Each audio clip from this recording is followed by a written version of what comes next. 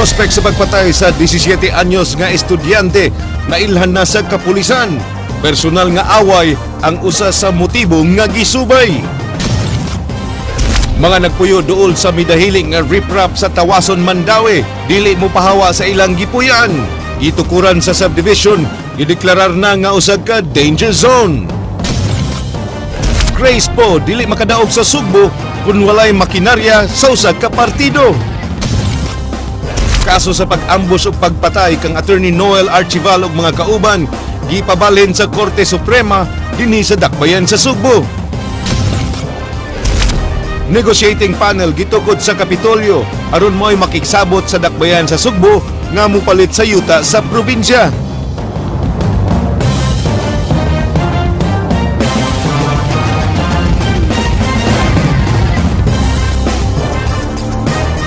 May hapon Sugbo, Kabisayan, Georgia, personal nga kasungian ang gilantaw nga motibo sa pagpatay sa usa ka estudyante sulod sa ilang balay. Kini ang gisubay karon sa kapulisan nga nakakuha na sa identity sa suspect human sila gihatagan og kasayuran sa usa ka informant. Kini ang giaksyonan ni Ryan Sorote. Ligo ng ebidensya sa kapulisan sa dakbayan sa Lapu-Lapu, batok sa suspitsado sa pagpatay sa biktima. Ug matod nila gumikan sa kaligon sa mga ebidensya, ilang gipasalig nga ilan ang madakpan ng mga suspitsado karong adlaw o sa sunod nga mga adlaw.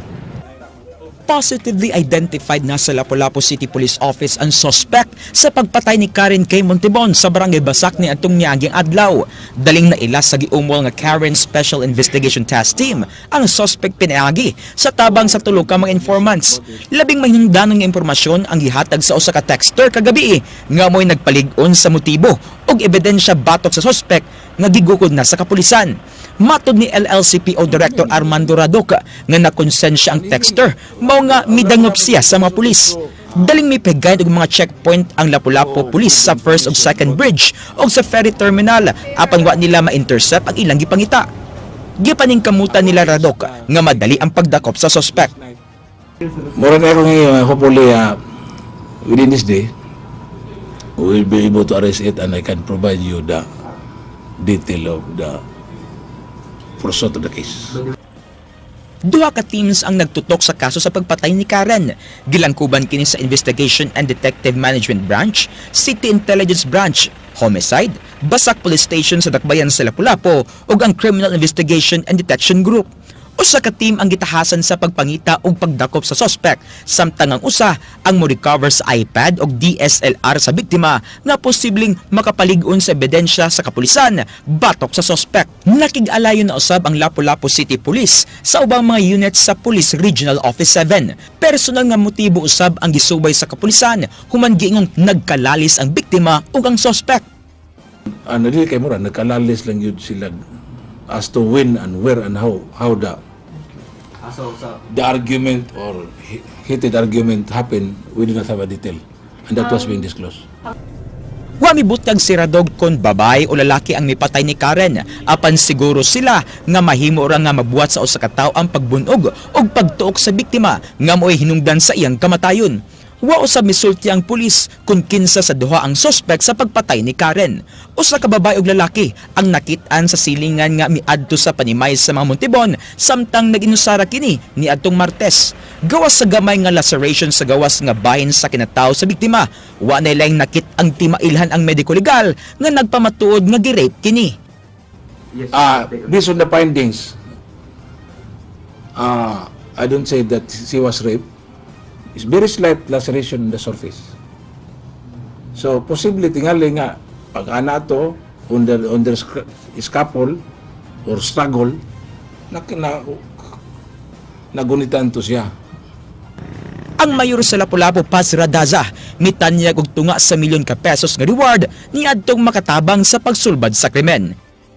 She made several calls also and she was even suggesting that the city will offer a reward for the fast solution of this case and giving justice to the victim. Alang sa Aksyon Bisaya, Ryan Sorote.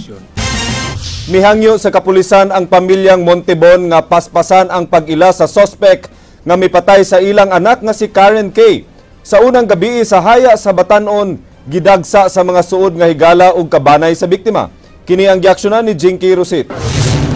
Dinhi sa usa ka pribadong lawak sud sa St. Peter Memorial Chapel, gihaya ang 17 anyos nga si Karen K. Montibon, human siya gipatay sud siyang lawak nitong Martes sa buntag. Sa unang gabi sa iyang haya, gidagsa dayon kini siyang suod nga mga higala ug kabanay, usa na ini si Jessilyn.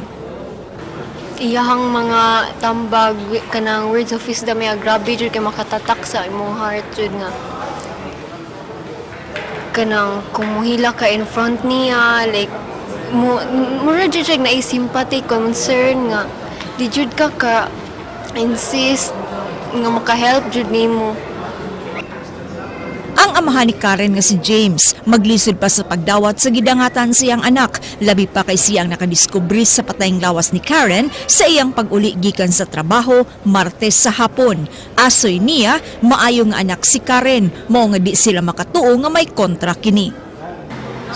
Abot na ko, ablira man, murag na disarrange naman ang kuhan sa sulod.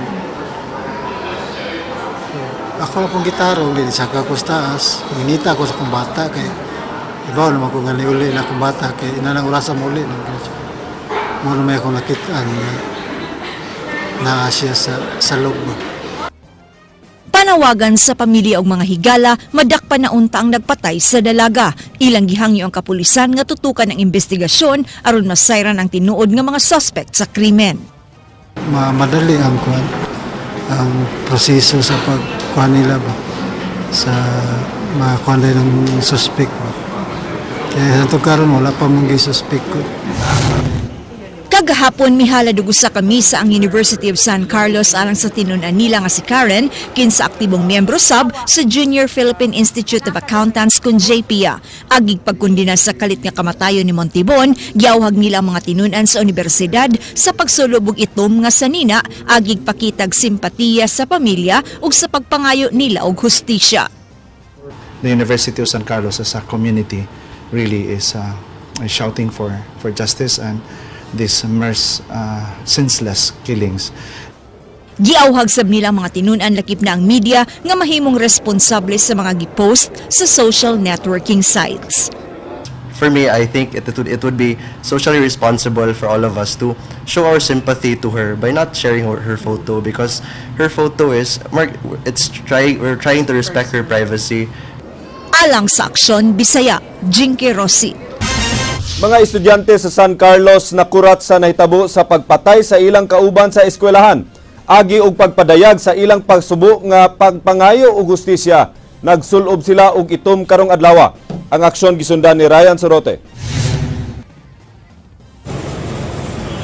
Di wash day karon sa University of San Carlos main campus apan sagad sa mga estudyante ang nagsibilyan og nagsulob og itom. Pagsanong kini sa matinun-an sa panawagan sa Office of Student Affairs sa pagpadayag sa ilang pasubo o pagpangayo og hustisya sa niluog nga kamatayon sa first year accounting student nga si Karen K. Montibon. Doon na nagsugod kagahapon sa pagsulubog itom apan midagan kini karong adlaw og magpadayon ugma. Giawhag sa mga pari ang mga tinun-an sa pagtambong sa vigil alang kang Karen nga ipagayon sa chapel sa USC main campus karong alas 4 sa hapon. Gawas sa kasubo, mibati usab og kalagot ang mga tinun-an sa USC tungod sa nahitabo sa ilang kauban. Siyempre, mahadlok na sa mi maginasara sa balay and para karon nga girls sa mi samua yan na. So dapat mag-careful gyud kay dili na safe bisag narata sa tong balay. Wala koy ako na fake kasuko kay lakong kay do ko kaila sa tao pero murag babae pud bayata. Matod nila Rexy og Nika, mibati usab sila og kahadlok sa gidangatan ni Karen nga sama nila mga first year college student. Wa man sila magka-classmate o mag-abot sa tungaan apan susamang ilang mga damgo og pagmahal sa mahigala og pamilya. Doon na say uban nga wa mag-itom apan nagsuporta gihapon sa kausa sa tibuok tunghaan. Of course, I think it's not kanang necessary na mag-black. It's really in the emotions of the people kay even though I'm not wearing black kay naradyo na sa tao nga kanang sympathize ba sila or di sa katong namatay. Alang sa Aksyon Bisaya, Ryan Sorote. Mga nagpuyo duol sa midahili nga riprap sa Barangay Tawason, Mandaue City nagdumili sa pagbiya sa ilang gipuy-an. Gideklarar na sa DENR nga usa ka danger zone ang mga lugar. Kini ang giaksyonan ni Ryan Sorote. Padayon nga gibantayan sa Mandaue City Disaster Risk Reduction and Management Office ang mga namuyo duol sa nahulpa nga riprap sa Villa Sebastiana sa Barangay Tawason. Matod sa Disaster Office nga wa mamiya ang namuyo duol sa midahili nga riprap nga mitabon sa usa ka balay. Duha ang nadatugan ug ang usan ini namatay sa hitabo at tulos sa pagbunok sa kusog nga uwan niadtong Domingo sa hapon. Gipahimangnuan na daan sa CDRRMO ang di mo minus 3 ka pamilya nga namuyo duol sa gihimong subdivision nga muhikling na lang apan namalibad sila. May pasalig nga apektado ang mga pamilya nga biyaan ang ilang mga balay kun mokusog ang pag-uwan. Ni hangyo man sad sila sa dili lang sa una kuno sila mo evacuate kay anyway safe pa man sad sa lugar nila kuno. Gideklara na nga danger zone sa Department of Environment and Natural Resources ang lugar og di na angay pasudlan. Istrikto na usab nga ipatuman sa DENR ang pagkordon sa 3,000 square meters nga luna. Di na usab manghilabot ang dakbayan sa Mandaue sa Villa Sebastiana Subdivision samtang wa pa mahuman ang ilang investigasyon ug ang nagpadayon nga joint investigation sa Environment and Management ug Mines and Geosciences Bureau. Mo kuha lang siguro na nailayable sa Danang City Mandaue gawas kunan na ang structures karon gud wala pa man gud na ang kuan wala pa may structures gud nga ni erect diha. Andam na usab ang report sa EMB o gihuwat na lang ang pag-review ini sa Regional Director William Canado nga tuwa pa sa kauluhan. Ang EMB ang issue environmental compliance certificate sa developer sa San Sebastiana apan wa sila makakuha og engineering, geological and geohazard assessment gikan sa MGB aron matino nga luwas ang lugar. Alang sa Aksyon Bisaya, Ryan Sorote. Kuwang na ang mga tigbantay sa mga piniriso sa provincial jail sa lalawigan sa Sugbo. Gawa sa mga pagpang-retire sa mga jail guards, buot nila nga doblehon ang gidaghanon sa mga gwardya niini. Kini ang giaksyonan ni Jinky Rusit. Sa 11 uwahing talaan sa Cebu Provincial Detention and Rehabilitation Center, miabot na ang ihap sa mga piniriso og 2,602 kabuok. Daghan ra kaayo kini alang sa 51 lang ka mga prison guards nga anaa ang maong pasilidad ug buot dublehon ang gidaghanon niini. Ning bag-o lang 19 ka mga jail guards ang miretiro na sa serbisyo, busa dunay pagkuwang sa personahe nga mo'y mubantay sa hugot nga seguridad sa prisuhan labi na sa mga piniriso. Mula ginaw ganahan ta kanang mo professionalize atong ari, yan lang ato ginibutang saktong gwardiya. Niya kana yung para ng criminology graduates at least sayon na suguon ba ibaw na sila trabaho daan gani. Sa maong gidaghanon sa mga inmates, giangko ni Toral nga naghuot na og maayo ang pasilidad. Iyang isugyot sa Integrated Bar of the Philippines nga kung mahimo, monitoron og maayo ang kaso sa mga preso aron mataral na kini og dayon madesisyonan. Dako kay kuwang-kuwangan tag mga at least double sa 61, so mga 61 sa gabok. So dapat mga 100 plus? 120 tami, 120. Gitak nang makitagbo si Toral sa gobernador karong hapon aron isgutan ang suliran sa CPDRC. Alang sa Aksyon Bisaya, Jinky Ro. Usa ka negotiating panel gitukod sa Kapitolyo nga maoy makig-negotiate sa dakbayan sa Sugbo sa pagpalit sa syudad sa mga luna ubos sa Provincial Ordinance 93-1. Ilaw usab nga gisugyot nga mahimong ipakapin ang Fund A sa SRP sa yuta sa kapin 3 hektaryas nga yuta sa syudad sa North Reclamation Area. Kini ang giaksyonan ni Jinky Rusit.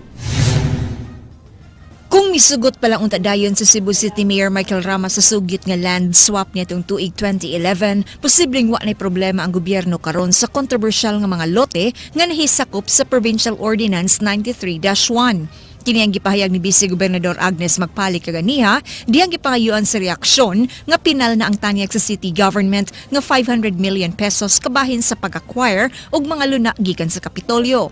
Apan ang counter-proposal sa provincial government nagkanayon nga gawas sa 500 milyones ka pesos, pakapinan pagyud kini og kapin 3 hektaryas nga luna sa syudad sa may SM City sa North Reclamation Area nga mobalor og 1.2 billion pesos. Wa na unta, human na unta ni karon plus ang value sa kuan murag alkanse pagani kay ang value 1.3 raman sa among estimate. Now, it will cost them higher. It will cost them 1.8. Pagkakaroon doon na negotiating panel nga gitukod ang Kapitolyo nga panguluhan ni Magpale. Tinguha nila nga fair and just lang ang makabot nga negosasyon tali sa Kapitolyo og City Hall. Nahuna-hunan usab nila nga ang Fund A sa SRP mong ipakapin sa ibayad sa syudad. Muapil lang unta ta ni Mayor Mike nga kaninga magud siya nga this is final.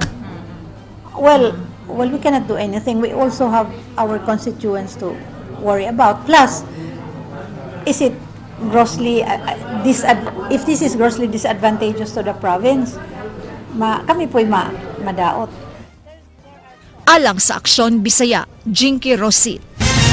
Ipatuman sa rerouting sa traffic sa pipila ka mga dalan sa dakbayan sa Sugbo. Tungod kini sa pagpahigayon og mga kalihukan sa barangay nunot sa fiesta nga sa ulugon sa barangay Tisa ug Pardo.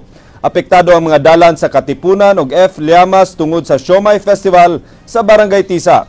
Usa ka fun run ipahigayon karong Sabado sa buntag, Siomai Festival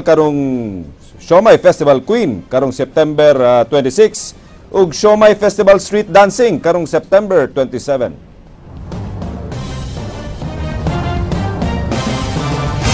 Posibleng mag-atubang og kaso ang mga ginikanan sa mga menor de edad nga mapamatud ang nagpasagad sa ilang mga anak kini human masayri sa DSWS nga kompleto pa diay og ginikanan ang kapin sa 30 ka mga batan-on nga gipang-rescue nila ilawom sa Taytayan. Sa pakiginabi sa pangu sa Department of Social Welfare Office, iyang gipahibaw nga naghimo na sila og kasabutan tali sa mga ginikanan sa mga menor de edad nga tigamitan og rugby ilawom sa mga Taytayan sa Banilad ug Mabolo. Misaad ang mga ginikanan nga di na nila pasagdan pa ang mga bata nga magsuroy-suroy sa kadalanan. Nasuta nga pipila sa mga kabataan nakabalik na sa ilang mga ginikanan samtang ang uban nakahukom nga magpabili na lang sa center. Kasong Child Abuse sa Republic Act 7610 ang atubangon nga sumbong sa mga ginikanan nga magpabaya og balik sa ilang mga anak. Atol sa operation niya itong Biyernes sa gabi, nakuha ang nagkalain-laing mahait nga hinagiban og gamitunon sa pagsuyop og shabu sa gihimong mga payag-payag ilawom sa duha ka Taytayan.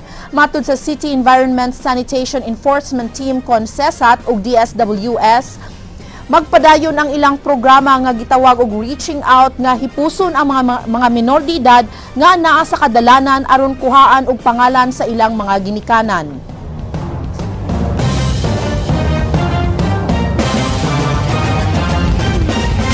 Mando ang Korte Suprema nga ibalhin sa RTC dinhi sa dakbayan sa Sugbo gikan sa Argao ang hearing sa kasong pag-ambush ug pagpatay ni Attorney Noel Archival ug mga kauban.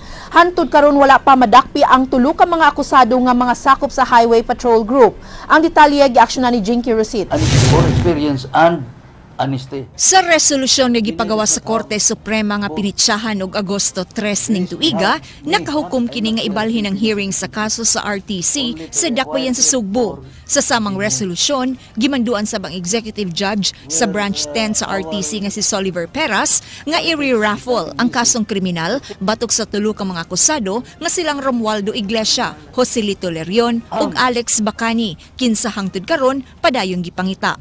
Nalipay mini nga niya na sa Siyudad Sugbo, dili na ta moadto sa Argao kay for the security of the witnesses and of course sa lawyers kay madlo sa tang mamatay ta.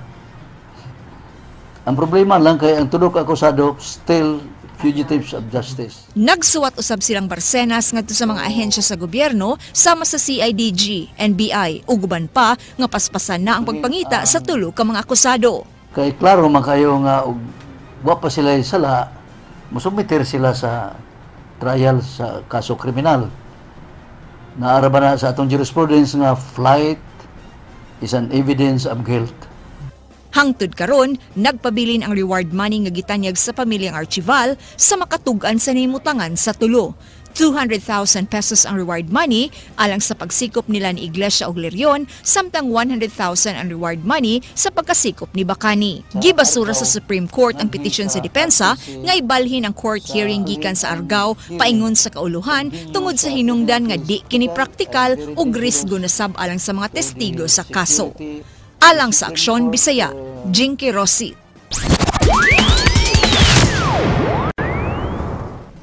Sa mga balita gawas sa nasod. Magnitude 8.3 nga linog miigo sa northern coast sa Chile kaganihang buntag. Kini mitayog sa mga building sa Santiago nga capital sa Chile. Usa ka tsunami warning ang gi-issue sa mga tinugyanan ngadto sa mga lugar nga daplin sa dagat. Sa initial nga report, usa ang patay sa mihanang bahin sa capital, samtang dagkong bound ug mga pagbaha nahitabo sa pipila ka mga syudad daplin sa dagat. Nga sinati ang gikusgon sa pagtayog sa linog hangtod sa Argentina, nga nahimutang sa pikas nga bahin sa continent sa South America. Hangtod karong hapon ang linog gisundan kapin sa 30 ka mga aftershocks nga dunay gikusgon nga labaw pa sa 4.5 magnitude hangtod sa magnitude 7.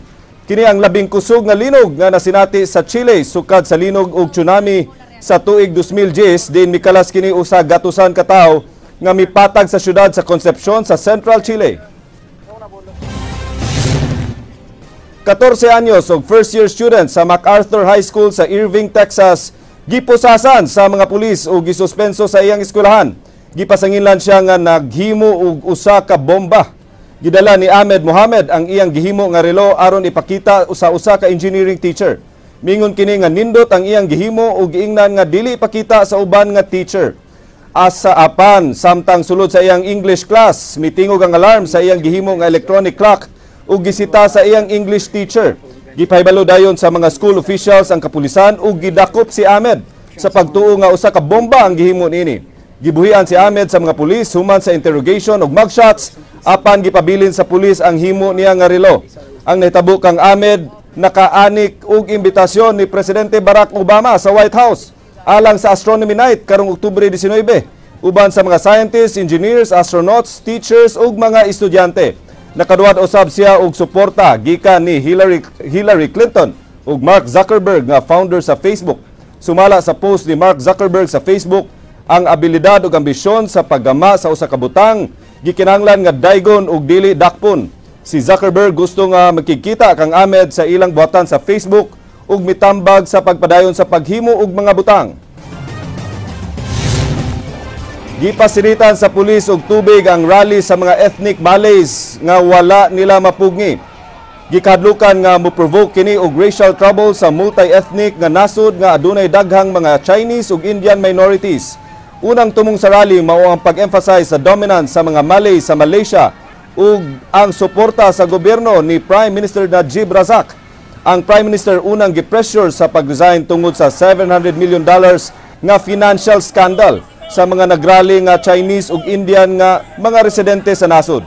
Apan lahi sa ban sa pulis nga unang rally sa Chinese ug Indian residents, ang Malay gipagitugutan sa mga tinugyanan. Ubos kini sa kondisyon nga ang mga demonstrador dili magdala sa mga banners ug posters nga adunay racial discrimination. Gilantaw sa mga Malay nga mga outsiders ang Chinese ug Indian residents nga miabot sa nasod isip mga traders, laborers, plantation workers ug civil servants. Dihang ubos pa kini sa nasod nga Britain. 25% sa nasod sa populasyon sa nasod sa Malaysia mga Chinese, samtang 10% nini mga Indian.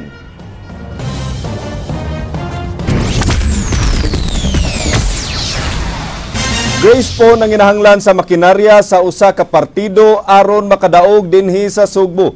Kini ang gipadayag ni Vice Gobernador Agnes Magpale nga sakop sa Liberal Party. Nunot sa pagpahibalo ni Grace po nga mudagan nga independente sa pagka-presidente. Kini ang giaksyonan ni Jinky Rosit. Person running, that is her prerogative despite the case filed against her, wa pa man ni decision. So wa na makurat ang usa sa labing karaan sa natad sa politika nga si Vice Gobernador Agnes Magpale sa gianunsyo ni Grace Po nga magpapili kini pagka-presidente sa nasod karong 2016. Apan alang sa iyang kadaugan, magkinahanglan matud pa og lig-on nga partido si Po aron mo'y mutabang kaniya siyang pagpangampanya dinhi sa Sugbo.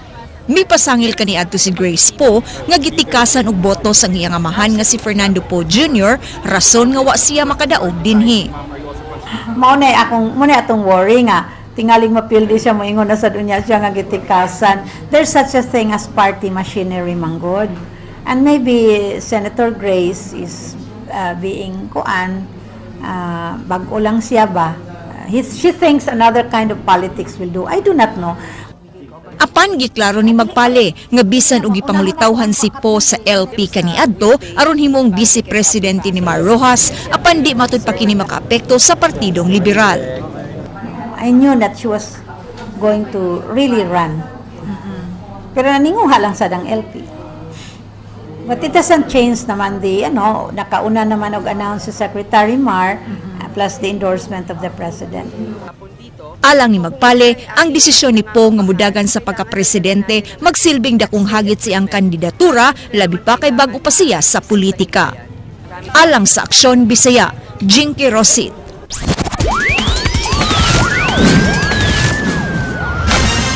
Tulo ang angol sa disgrasya sa kadalanan sa South Road Properties tungod sa steel plate nga gingong gipasagdan lang sa karsada. Nagsunod sa aksyon si Ray Pasaporte. Tungod ining steel plate nga gibutang sa kontraktor dinhi sa South Road Property, duha ka motorsiklo ang nadisgrasya kagabi og nalandig sa tambalanan ang mga sakay niini. Human nakaangkon og garas sa ilang kalawasan. Gibangagan ang karsada sa kontraktor sa Pilipinas Water. Din ilang gilubong ang tubo sa tubig. Apan giingong wala tabuni sa nagtrabaho niini hinungdan sa disgrasya. Apan ang mga nagtrabaho hugot nga mihimakak nga nagpasagad sila. Dako kay lagano, tumo sa labi patusok. Gipasabot sa Executive Director sa CCTO Attorney Ray Gialon nga mihimo dayon sila og pakisusi dihang nasayran nga dunay naglungag sa karsada. Ilang nasuta nga gawas sa wa kini permit napakyasab sila sa pagbutang og early warning device rason nga giembargo nila ang mga ekipo. Delikado kayo sa mga motorista nga mulabay dito nga area. Sa 3 lanes usa na lang kalin ang nahibilin. Nagbutang, dito suga, suga. Wala na suga. Among tuwag adlaw gabi ko damo ibalik mga alas kanang ngit-ngit na ba? Hayag na. Kanang ngit-ngit na among Matud sa CCTO di nila iuli ang equipment samtang nagpaabot pa sila sa resulta sa investigasyon sa netabong disgrasya sa duha ka motorsiklo kagabi. Ang report ilang isumiti sa City Hall og morekomendar usab sila nga ipahunong ang pagtrabaho niini. Bukikan sa Facebook nga post atong gi-aksyonan ni Suwatas Pilipinas Water through sa SRP board. Dugang sa CCTO nga andam sila muhatag og assistance sa bisan kinsa nga kontraktor sa karsada aron dili maapektuhan ang dagan sa trapiko o malikayan ang disgrasya. Gihulagway ni Panibio nga dunay mga gahian og ulo nga wala musunod sa 40 km/h nga speed limit diha sa SRP. Alang sa Aksyon Bisaya, Ray Pasaporte. Mga sakop sa kapulisan nagtuo nga mga taga-opisina ra sa LTO ang responsable sa pagkawagtang sa mga piyesa sa mga sakyanan nga gi-impound sa maong buhatan. Kini ang giaksyonan ni Leslie Caminada Vistil. Nasuta sa kapulisan sa Theft and Robbery Section nga inside job ang nahitabo sa pagkawala sa pipila ka mga spare parts sa Land Transportation Office impounding area. Matud pa ni Chief Inspector David Senior sa TRS ato silang pagpahigay ng ocular visit sa lugar pagkagahapon, gipang uli ang ubang mga nawala nga spare parts. Dugang pa niini nga gipaubos sa investigasyon ang mga gwardya sa impounding area nga mo'y assigned ato sa pagkawala sa mga butang. Kasunod mga pila ka oras man siguro to o pila ka pagkahapon giuli ang mga item. So sa inyong duda naay gwardiya gud. Naay gwardiya. So duda to diha to sud. Mga dako giposibility. Nagpaabot pa usab ang kapulisan nga masangat sa ilang buhatan ang formal complaint gikan sa LTO aron imbestigahon ang kaso. Usa sa mga gwardya sa impounding area miingon nga wa na sila masayod og unsay mga nawala human sila mipuli sa mga daan nga gwardyang na-assign sa dapit. Nagwata ta og mo pursige gyud silang LTO. So kisa may imbestigahon na ang mga gwardya.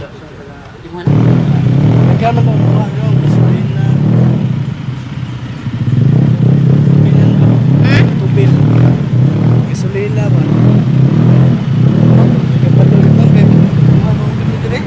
So pagpuli nyo, nawala na. Kasagaran sa mga nawala naglakip sa mga ligid, karburador ug alternator ug uban pa nga mga piyesa sa sakyanan. Alang sa Aksyon Bisaya, Leslie Caminada Vistil. Kapulisan mipahimangno nga lain na usab nga modus operandi ang gihimo sa mga sakop sa Salisi ug Laglag Baryagang. Nining higayuna ang pagpanguot na usab mo'y ilang gihimo. Kini giaksyon na ni Leslie Caminada Vistil. Kung kaniadto lipat-lipat ang style sa grupong nadakpan sa kapulisan sa Dakbayn sa Mandawi, karon pagpanguot na sabang ilang tirada aron makakwarta. Alerto ang tanang kapulisan sa Dakbayn sa Sugbo, kalabot niining paggara sa mga nakapiyansang criminal group. Matud pa ni Chief Inspector David Senior sa Theft and Robbery Section sa Cebu City Police Office nga nakadawat siya report gikan sa mga kaubang officer sa kapulisan nga sama og kada adlaw na lang nga pagpangigo sa maong grupo. Kasagaran nilang area mao ang Colon area ug mga jeep di pasayroan. Kung siya magtawag sa ako nga na biktima sa Colon, unya identified ang katong siyam nga naiunom nga nakapiyansa na identify nga sila muna atom nagisigig kupo dito katong sa Mandawi gi-identify. Matud pa ni Senior nga ila karong gisundan ang mga lihok sa maong grupo. Gani aduna say mga pulis nga naniid kun hain magtago ang maong grupo. Nibalik pero lahi ang modus wa na sila atong kuan laglag. Kuot sa. Kini mga babae? Katong babae ug ang nabutoy nano po kuno bayot. Basta identify may wani histo. Amo man gitabangan, taasan na sila maglungga ng mga buang. Labing ulahin nila nga biktima mao ang mercury drugs sa lungsod sa Liloan. Nadakpa na sila apan nakapiyansa og mibalik na usab og pang biktima. Mipahimangno ang kapulisan sa publiko sa pagmatngon ug likayan ang pagdala og mahalon nga butang kun mulakaw. Alang sa Aksyon Bisaya, Leslie Caminada Vistil. Usa ka 46 anyos nga lalaki ang nadakpan sa buy-bust operation nga gipahigayon sa mga sakop sa City Intelligence Branch kagabi. Si Melchor Intoma, 46 anyos, gisikop human makuha og upat ka gagmayng pakete sa shabu gawa sa lain pang medium-size pack nga nagkantidad og 1,700 pesos diin didto sa may Dan Lopez, Sitio Mahayahay, Barangay Calamba, ning syudad. Pasado alas 2 kaganihang kadlawon. Ang maong suspect giulagway nga level 2 drug pusher nga makadispose og dulan 3,000 pesos kada semana. Giangkon hinuon sa suspect ang pagpamaligya og illegal nga drogas apan mipasabot nga gumikan lamang kini sa kawad-on ug kalisod.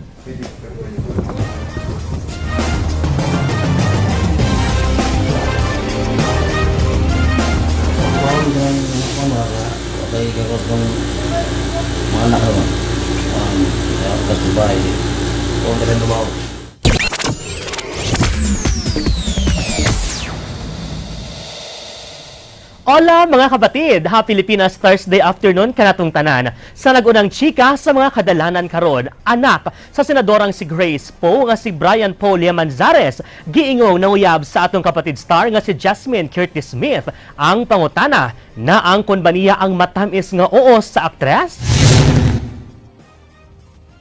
Uban sa pagkabaniog sa pangalang Grace Poe karon, kinsa mipahibaw na sa iyang kandidatura nga mudagan pagka-presidente karong umaabot 2016 sa Philippine National Elections. Wa malikayang nihisgutan sa kadaghanan ang numero 1 supporter sa senadora, ang anak ining si Brian Paul Manzares, kinsa giingong ni undang gyud sa iyang pagpanrabaho isip usa ka reporter aron masuportaran ang inahan sa pagpangampanya. Og dinhi nautingkay ang personal nga kinabuhi sa batan-ong anak sa senadora nga matud pa gipangulitawhan niini ang atong kapatid star nga si Jasmine Curtis Smith. Butang nga gipamatud-an sab sa aktres. Apan matud ni Jasmine wa pa siya'y plano nga musud og laing relasyon, busa iyang gihangyo si Brian nga sa pagkakaron friends lang una sila. Gipaambit sab ni Jasmine nga iyang gikalipay ang dakong pagsabot ni Brian sa iyang desisyon. Girl sa buong Pilipinas, uncontrollable. Sa pagkakaroon, nakafocus ang atong kapatid star sa bagong show ni ini sa TV5 nga My Fair Lady, ang Filipino adaptation sa sikat nga Korean novelang hit series ni atong 29 nga makita matag alas 9:30 sa gabi, Lunes hangtod Biyernes sa TV5. Kahinumduman nga si Sam Concepcion ang karapusang nakarelasyon ni Jasmine. Apan, giklaro sa aktres nga wa niya gisalikway ang posibilidad nga magkauyab sila ni Brian tungod kay matod niya maayong tao kini.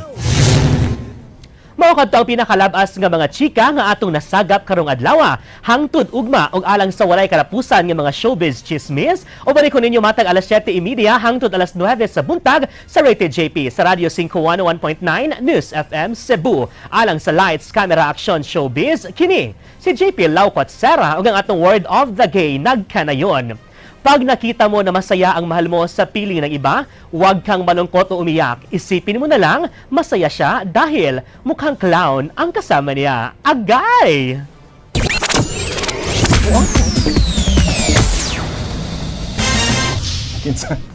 Kinsa may mukhang clown, JP.